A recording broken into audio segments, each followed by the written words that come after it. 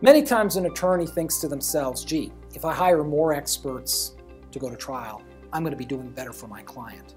If I hire an expert that can explain, let's say, economic losses of a client, that's a creative argument that a jury will really embrace. An economic expert to talk about the economic losses. And that can be a really good thing. And a good lawyer knows when to go out and hire an expert to help the jury understand. Oftentimes, the type of expert we hire can make a difference. Sometimes the category of expert we hire, we end up regretting. An economist is being hired and may be paid $5,000 or $6,000 by a law firm to try to figure out economic losses that they can then come to trial and testify about.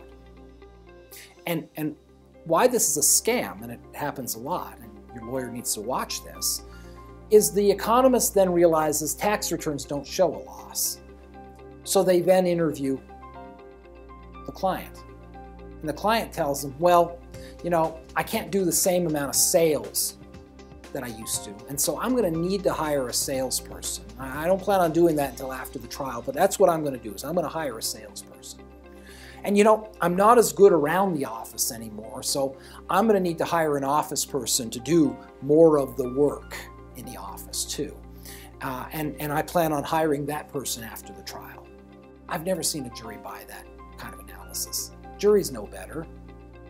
This person is coming to work every day and still working, and yet and did for years afterwards, and there's been no real appreciable difference in the profit or loss of the company. But somehow the jury is supposed to believe that this person can't work anymore, needs to pull out of the work and be replaced by two different people that now is going to have a payroll into the future. It's paper thin, and worse. It's been my experience that that kind of economic report will blow up in your face. Suddenly a jury who would go down partially down the road with you suddenly feels like you've been lying to them the whole time. And just like any other time as a human being where somebody looks to you in the face and lies, you start questioning what other things might they be lying about.